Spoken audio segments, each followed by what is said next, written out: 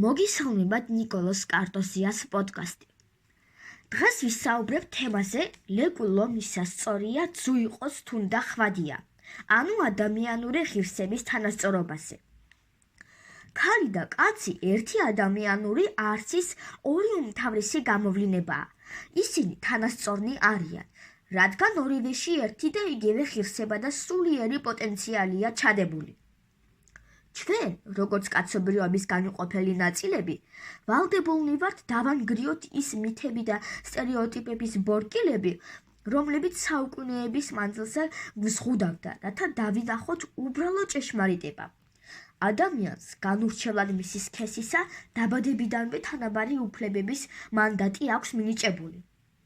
ამ შემთხვევაში მე მთელი გულით ვეთანხმები იმ მოსაზრებას, რომ ჩვენ ყველანი თანასწორნი ვართ. ადამიანის ღირებულება არ შეიძლება იყოს დამოკიდებული სქესზე, რადგან ინტელექტის, სიმამაცისა და ზნეობის საზომი უნივერსალურია. სქესის ნიშნით გამიჯვნა არის ხელოვნური ბარიერი, რომელიც არ ხვევს სამყაროს ჰარმონიას და ეწინააღმდეგება სამართლიანობის კანონს.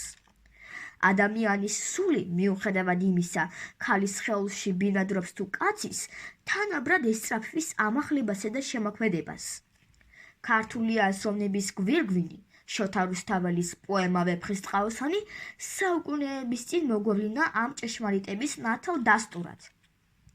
სწორედ ამ უკვდავ ტექსტშია დალუქული თანასწორობის უზენაესი ფორმულა. ლეკვილო მისა სწორია, ძუ იყოს თუნდა ხვადია. ეს ტრიქონი მეტაფორულად გადმოგვცემს, რომ ლომის შთამომავლობა, ძალა და ღირსება თანაბრად ეკუთვნის მდედრსაც და მამრსაც.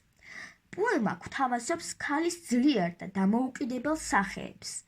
თინათინი და ნესტან დარეჯანი არიან არა მხოლოდ მშვენიერი მუზები, არამედ გონიერი მმართველები, პოლიტიკური გადაწყვეტილებების მიმღებნი და თავად გმირული საწყისის მატარებლები, რაც მათ თანასწორ პარტნიორებად აჩენს მამაკაცთა სამყაროში.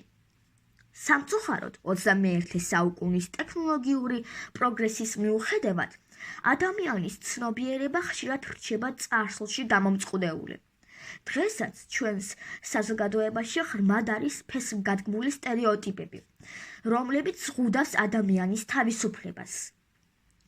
ქალებს ხშირად უწევთ საკუთარი კომპეტენციის ორმაგად დამტკიცება, რადგან საზოგადოებრივი მითი მათთვის სუსტი სქესის იარლიყს ამზადებს. მათ პოტენციალს კი მხოლოდ ოჯახის ვიწრო კედლებით შემოსაზღვრავს. ანალოგიურად მამაკაცებსაც ეკრძალებათ ემოციების გამოხატვა და მოეთხოვებათ უხეში, უპირობო სიმტკიცე, რაც მათ ადამიანურ მრავალფეროვნებას ჩრდილავს. ეს სტერეოტიპული ხედვები, რომლებიც განსაზღვრავს ქალურს და კაცურს, არის უხილავი ბორკილები, რომლებიც ხელს უშლის არა მხოლოდ ინდივიდების ბედნიერებას, არამედ მთელი ერის კოლექტიურ განვითარებას. დასკვნის სახით კიდევ ერთხელ უნდა დავადასტუროთ. ქალიც და კაციც თანასწორნი არიან, რადგან ისინი ორივე ადამიანის სინონიმია. თანასწორობა არის ჩვენი საერთო საძირკველი, რომელსაც უნდა აშენდეს მომავლის ძლიერი საზოგადოება.